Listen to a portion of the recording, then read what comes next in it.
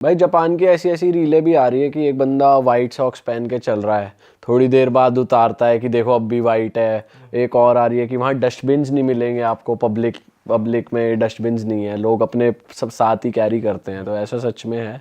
Dustbin तो भाई नहीं है, और ये मुझे नहीं लगता कोई अच्छी बात है। हाँ यार, ये तो बेकार बात है यार, किसी के पास कुछ इरिटेट हो गया था ट्रैश हो। भाई। अब मान लो हमें नहीं फेंकना है तो मैं कितना फेंक रख लूंगा कॉफी का, तो कुछ अब 7-11 रहेगा तो उसके अंदर तो आप डस्टबिन उसी के अंदर है, कॉफी पी के वहीं फेंक सकते हो। अगर कॉफी लेके निकल गए तो आप होटल तक लेके जाओ अपनी, तो ये गलत है। बट हाँ, ये जो है ग्लव्स वाली बात, ये सॉक्स वाली कि इतना साफ है, वो मुझे ऐसा लगता है एक कई बार आधी ना, गली हो सकती है इतनी साफ। कोई भी नहीं होगी यार इतनी, तो मतलब अगर धूल एकदम तो रहती है सफेद यार। जुराब है फिर वो गंदी तो होंगी। अगर तुम रोड पे चल रहे हो यार, थोड़ा बहुत रोड वहाँ गाड़ियां तो चली गाड़ी नहीं चल रही है, बंदे जूते ही पहन रहे हैं, ऐसे थोड़ी है कोई फैदर पहन के घूम रहे हैं। तो वो तो ओवर हो जाता है, मुझे लगता है कई बार सोशल मीडिया एक फ्लो में चला जाता है। भाई वो वाला एक्सपीरियंस कैसा रहा आपका? ग्रेट वॉल ऑफ चाइना गए थे आप? यार वो अच्छा एक्सपीरियंस था, मतलब कि उन्होंने अच्छी हिस्ट्री रही है उनकी उसके पीछे। ऐसा नहीं है कि कुछ भी बना दिया हो, कि वो मुझे ऐसा लगता है ग्रेट वॉल में घूम के आपको पता चलता है बहुत ऑब्सेस्ड हैं अपनी बाउंड्रीज को लेके। चाइनीज जो है, आप ये सोचो ना, इनके खून में है, जैसे पंगे करते रहते हैं बॉर्डर पे। तो 2-3 हज़ार साल पहले इन्होंने बनानी शुरू करी थी और 2000 साल तक बनाई है। तो सोचो कितनी सारी सल्तनत खत्म हो गई, कितने सारे राजा बदल गए, बट ये दीवार बनाते रहे। और ये इतनी बड़ी दीवार है कि दिल्ली से न्यूयॉर्क चले जाओगे। 22,000, दुनिया की सबसे लंबी दीवार है, 22,000 किलोमीटर के आसपास लंबी दीवार है। और जो भी कैदी होते थे, जो मजदूर थे, जो भी कैदी होते थे, उनको भी वहीं भेज दिया जाता था। जो थोड़ा सा पकड़ा गया उसको वहीं भेज दो, चलो वहीं काम पे लगा दो। और जो मरता था उसको वहीं दफना देते थे, क्योंकि कई जगह ऐसी दीवार ऐसी जगह थी कि नीचे जाना या वहाँ जाना बहुत मुश्किल था। तो उन्होंने ये सोचा कि ये तो बड़ा नोबल काम है, तुम तो इतिहास में हो जाओगे, तो उसमें ही दफना के चलो। तो कहते हैं आंकड़ा है कि 5 लाख से 10 लाख लोग उसी के अंदर दफन है। बाप रे। किसी को हुआ है वहाँ घोस्टली एक्सपीरियंस? ये तो भाई उनसे पूछना भी बड़ा मुश्किल है और समझना भी बड़ा मुश्किल है। और उनको समझाना मुश्किल है, बोल क्या रहे हैं। समझना भी बड़ा मुश्किल है। हाँ, बट आपने नाइट लाइफ पार्टीज वो सब देखा, क्लब्स देखे वहाँ के? भाई पीते बहुत हैं, बहुत पीते हैं। और नाइट लाइफ क्या पीते हैं? विस्की पीते हैं या पीते हैं ज़्यादा? विस्की बियर सब पीते हैं, वो बहुत सस्ती है यार वहाँ पे। मैंने इतनी सस्ती बियर नहीं देखी, मैंने उसमें वो देखा मॉल में कि 22 रुपए की बियर भाई, 22 रुपए की। 22 रुपए की तो बिस्लरी आती है ना, वो भी 20 की कैन में भी और बोतल में भी। अच्छा जी। हाँ, 22 रुपए की बियर है वहाँ पर। वहाँ पर दिक्कत क्या है ना कि इन लोगों ने मैन्युफैक्चरिंग भाई बढ़ा दी। ये ना मैन्युफैक्चरिंग पे इतना फोकस हो गए कि मैं एक रूल के बारे में बताता हूँ कि इनका जो ये ग्रोथ है उसका पीछे मेन रीज़न क्या है। इन्होंने क्या हैक निकाला, 1992 में इन्होंने एक रूल निकाला था कि अभी हमारे यहाँ क्या होता है, जैसे कोई फैक्ट्री लगाता है तो उसका जो टैक्स है एक हिस्सा सेंट्रल गवर्नमेंट पे जाता है और कुछ हिस्सा जाता है स्टेट गवर्नमेंट पे। वो भी अब जीएसटी के बाद जाने लगा शायद, है ना। इन्होंने क्या रूल निकाला, जो इंडस्ट्रियल टैक्स होगा वो उस पर प्योर इसका हक होगा, स्टेट का। समझ रहे हो? तो अब स्टेटों के बीच में एक होड़ मच गई कि यार मतलब मैं ज़्यादा फैक्ट्री लाऊंगा तो मेरे पे ज़्यादा पैसा होगा और मतलब हम ज़्यादा अमीर होंगे, सेंट्रल से हमारा कोई मतलब नहीं। तो इसलिए वहाँ पर सारे स्टेट जो है ना भाई कंपटीशन में लग गए कि हम फैक्ट्री लेके आएंगे। तो मान लो आप जैसे पॉडकास्ट कर रहे हो तो आपके पास ही कंपनी आ जाएगी, सरकार आ जाएगी, भाई इस पॉडकास्ट को इंटरनेशनल लेके जाओ ना, स्टूडियो बनाओ ना, बिल्डिंग बनाओ, 1000 आदमी एक्वायर करो, उसको 1000 करोड़ की कंपनी बनाओ। तो एक दौर चाइना में ऐसा है कि उन्होंने पैसा दे दे के कंपनीज ग्रो कराई, क्योंकि इनको ये था कि बंदा जितना बड़ा होगा उतना ज़्यादा हम पे टैक्स आएगा। इसलिए आप क्या देखते हो कि दूसरे देशों के मुकाबले उनके शहरों के जो इंफ्रा है वो सब एक दूसरे को कॉम्पीट करते हैं, क्योंकि वहाँ वाकई में उनके बीच में कॉम्पिटिशन था। इसलिए बीजिंग का जो इंफ्रा उन सबसे कमजोर है, क्योंकि शेंजन का और तगड़ा, क्योंकि शेंजन की इकोनॉमी सबसे बड़ी, शेंजन में सबसे ज़्यादा टैक है, चेंगदू का वहाँ की अलग इकोनॉमी। तो ये चक्कर था। बट इसमें एक गलती कर गई कि इन्होंने मैन्युफैक्चरिंग तो बढ़ा दी, ये डिमांड नहीं बढ़ा पाए अपने लोगों की। तो उनकी स्पेंडिंग पावर जो है ना वो बहुत कम खर्चा करते हैं चाइनीज़। मतलब लग्जरी तो करते हैं, बट वैसे जो सबसे ज़्यादा सेविंग वाले लोग हैं पूरे दुनिया में चाइनीज़।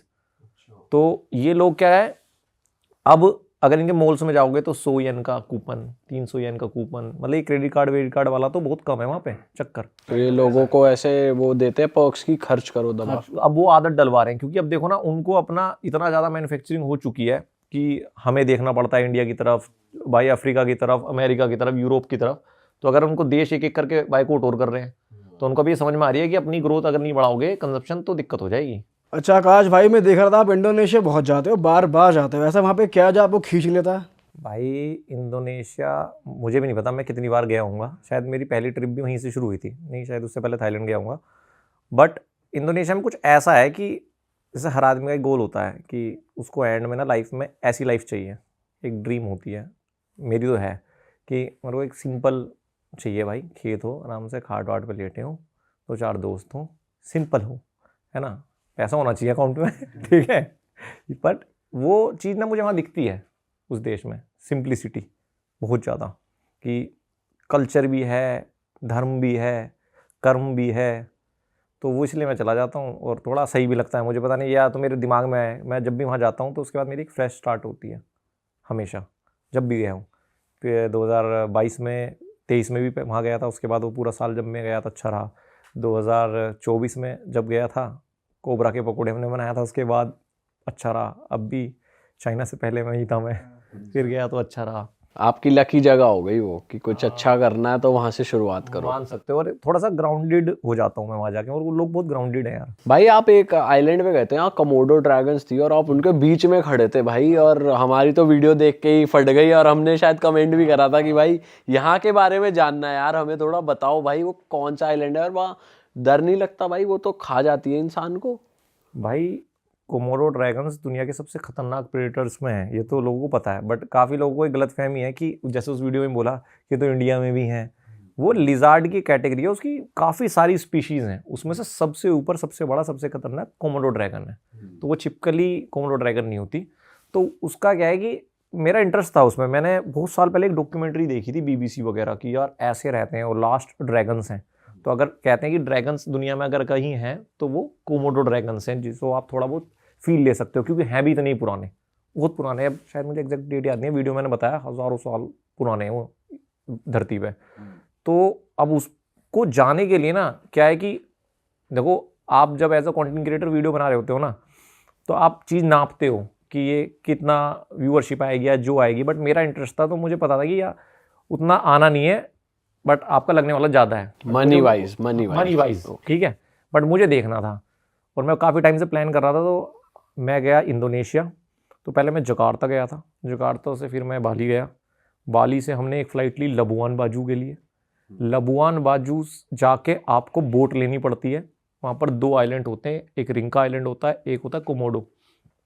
कोमोडो में थोड़ा सा टूरिस्टिक होता है, वहाँ पर मतलब एक पूरा ट्रेल है, उस पर वो ले जाएंगे और वहाँ दिखाएंगे। रिंका आइलैंड थोड़ा सा रो है, तो मैंने रिंका आइलैंड चूज़ करा, बिल्कुल ही बीच में ले जाएंगे, वहाँ पर ऐसा ले जाएंगे और वो प्रिजर्व है। हम सोचा था ड्रोन वगैरह उड़ा के और पास से दिखाएंगे, मैं तो सोचा था थोड़ा सा पास से मुझे टच वच करा देना तो कह रहे नहीं भाई ऐसा नहीं करा सकते। तो हम रिंका आइलैंड पहुँचे, वहाँ उस पर जाने के लिए भी आपको जब लबुआन बाजू पहुँचते हो ना, तो आपको एक बोट करनी पड़ती है। अब आपके पास 2 ऑप्शन होते हैं कि या तो आप ग्रुप के साथ चले जाओ जिसमें पूरा गाइड समझाएगा, या आप पर्सनल जाओ। तो पर्सनल का मतलब आप पूरी बोट खुद के लिए लोगे, एक टूरिस्ट गाइड लोगे, एक आपका बोट का कैप्टन रहेगा, तो ये सब लेके आप जाते हो। तो वहाँ पर जब भाई आप उस पार्क में घुसते हो ना, तो समझाते हैं पूरा कि भाई आपको ऐसे ऐसे करना है, ये भागना है तो कैसे करोगे, और हमारा बंदा रहेगा। तो वहाँ पर रेंजर्स होते हैं जो इनको संभालने के लिए प्रॉपर वो रहते हैं। अगर आप इनका वो देखोगे ना कि जो इनकी पूरी लाइफ साइकिल होती है, वो जैसे इनका नाम है वैसी ही होती है, ये एक दूसरे को खा जाते हैं भाई। अच्छा। हाँ, ये बहुत खतरनाक होते हैं, मतलब रियलिटी में भी इनका क्या होता है कि जब ये पैदा होते हैं तो अंडे तक भी इनकी माँ थोड़े दिन रखती है, फिर वो छोड़ के चली जाती है, शायद महीने 2 महीने, अगर नवंबर के आसपास इनका सीजन होता है। उसके बाद इनको दूसरे कोमोडो ड्रैगन्स या जानवर खा जाते हैं। अगर ये अंडे से बाहर आ गए तो बाकी के कोमोडो और जितने भी जानवर हैं वो पीछे पड़ जाते हैं, फिर ये पेड़ पे चढ़ते हैं, क्योंकि इनकी ना जब ये छोटे होते हैं इनकी गंध बहुत स्ट्रॉन्ग होती है, तो जितने भी जानवर होते हैं उनके पीछे रहते हैं। तो पेड़ पे चढ़ जाते हैं आराम छोटे से। से जब पतले छोटे होते हैं, बड़े ड्रैगन्स नहीं चढ़ सकते, तो इसलिए खुद को बचाने के लिए ये पेड़ पे ही अपना 1-2 साल बिताते हैं, तब तक बचाते हैं अगर बच जाएं तो। फिर उसके बाद जो इतने साल बाद जो बचता है वो बनता है कोमोडो ड्रैगन। तो इनकी लाइफ साइकिल ऐसी होती है, बहुत हार्ड और बहुत खतरनाक होते हैं। इनके काटने से होता क्या है कि 2 तरीके से मारते हैं ये किसी को भी, अपने शिकार को। एक बार काट लेंगे तो जो खून को जमने की जो प्रक्रिया होती है वो बंद हो जाती है। इनके लार में ऐसा वायरस होता है, तो वो खून लगातार बहता रहता है, और जहाँ काटता है वहाँ पर इतने सारे करोड़ों बिलियन इन्फेक्शन हो जाते हैं कि वो सड़ जाता है। तो ये 2 मारता है अपने उनको। और ये खाते क्या है वहाँ पे, और एनिमल्स भी हैं उस जानवर आइलैंड खा जाते हैं, एक दूसरे को भी खा जाते हैं। और इनका अलग है कि इनको अगर जैसे फीमेल से मीटिंग करते हैं तो उसके लिए भी लड़ाई होती है आपस में। ये फीमेल से लड़ाई करते हैं और जब फीमेल हारती है तब मीटिंग होती है। अरे भाई साहब, भाई ये आप तो उनके इतने पास खड़े हुए थे, तो कौन से कंडीशन में वो अटैक करते हैं आपको वो सब समझाया उन्होंने कि अगर ऐसा कुछ हो जाता तो अटैक कर देंगे या कुछ? वो बोलते हैं कि अगर देखो ज़्यादा उनको खतरा महसूस होगा तो अटैक करेंगे। और खतरे की कंडीशंस क्या हैं? खतरे की कंडीशन है, आप ज़्यादा टच कर रहे हो और आंखों से आंखें एकदम उनकी तरफ थोड़ा सा नहीं देखते हैं उनको जरा। और वो जो है ना भाई, वो लगते आलसी से हैं बट जब वो उठ के भागते हैं ना तो बहुत तेज़ी से भागते हैं। इनका क्या होता है कि बॉडी में ना बहुत ज़्यादा हीट होती है क्योंकि बहुत मोटी चमड़ी होती है ना, तो इस वजह से ये आलस में पड़े रहते हैं अपनी बॉडी का टेम्परेचर मेंटेन करने के लिए। बट अगर इनको भागना पड़े तो ये 30 की स्पीड तक भाग सकते हैं। और इनके जो क्लोज होते हैं ना वो इतने हैवी होते हैं, अगर आपको ऐसे मार देंगे तो शायद 2 टुकड़ों में कर देंगे, और पूरी हड्डी अलग कर देंगे। इतने बड़े बड़े होते हैं इनके। इस तरीके का जानवर है, बहुत खतरनाक है। बट जिस आइलैंड पे रहते हैं भाई वो बहुत जन्नत है, मतलब चीज़ें मैच नहीं होती यहाँ पे ये रहते हैं। अच्छा जी। वो मैं एक उस व्लॉग में देखना, मैं ऊपर गया हूँ तो उसने दिखाया एक व्यू, भाई समुद्र दिख रहा है, एकदम से टापू दिख रहे हैं और वहाँ पर एक हट बनी हुई है और उस हट के नीचे कोमोडो बैठा हुआ है। मैंने कहा यार ये क्या है, आराम से चिल कर रहा है, पड़े रहते हैं पूरे दिन। हाँ, बट जो छोटे वाले होते हैं ना, लोग सोचते हैं कि बड़े से डरना है, डरना छोटे वाले से है क्योंकि उसकी स्पीड और ज़्यादा तेज़ होती है। हाँ, और उसको गर्मी क्योंकि कम लगती है तो वो ज़्यादा अटैक करते हैं। पहले ह्यूमंस पे हुआ है, अब काफ़ी टाइम से रेंजर्स वगैरह रहते हैं तो अब अटैक नहीं हुआ। अच्छा भाई, ऐसे ही आइलैंड पे बोट क्रॉस करते हुए आपका एक लाइफ थ्रेटनिंग एक्सपीरियंस रहा था कुछ इंडोनेशिया में ही, वो भी बताओ यार ऑडियंस को। भाई वो एक ऐसा एक्सपीरियंस है, वो कभी मेरा वीडियो पे नहीं आ पाया। आज भी वो वीडियो मेरे पास पड़ी हुई है कि शायद दोबारा उस आइलैंड में जाऊंगा तो उसको आधा पार्ट करूंगा, है ना। हमने कोशिश की थी बनाए। तो क्या था कि मेरे को 2023 में जब हम बना रहे थे तो हम ये देख रहे थे कि यार हमारा जो कंटेंट है वो किस तरफ जाएगा। देखो मैं प्योरली बताऊं, मैं ट्रैवलर भी हूं बट मैं एक साथ में कंटेंट क्रिएटर भी हूं। मैं तो ये नहीं बोल सकता कि मैं पूरा एक लव वो है। तो मैं सोचता हूँ कि यार ऑडियंस जो देखे उसको वैल्यू मिले। तो उस टाइम हम ये देख रहे थे यार किस तरह का कंटेंट लोग पसंद करेंगे। तो हमने एक टॉपिक डिसाइड किया था कि 24 घंटे एक सुनसान आइलैंड पे, बट वो सुनसान आइलैंड वाकई में सुनसान होना चाहिए। ऐसे नहीं किसी भी आइलैंड पे चले गए झोड़ वोड़ में और आइलैंड बता दिया। तो वो हम ढूंढ रहे थे, यहाँ पर हमें मिला नहीं। तो मैं इंडोनेशिया में था, वो जो ताना तोराजा गाँव है जिसमें डेड बॉडीज रखते हैं, उस पर उसकी वीडियोज़ बनाने जा रहा था। अरे वाह, आपने ये वीडियो यहाँ तक देख ली भाई, तुमने हमारी मेहनत सफल कर दिया। तुम ही लोग हो असली रियल हिट। और अगर आपको बहुत मजा आ रहा है ऐसी क्लिप्स में, ऐसी वीडियोस में, तो फटाफट जाइए प्लेलिस्ट पे बिंज वॉच कीजिए, सारी वीडियोस देख डालो और मौज काटो। That is it. हम मिलेंगे नए पॉडकास्ट में, नए क्लिप में। Till then bye bye, see you, take care, do subscribe.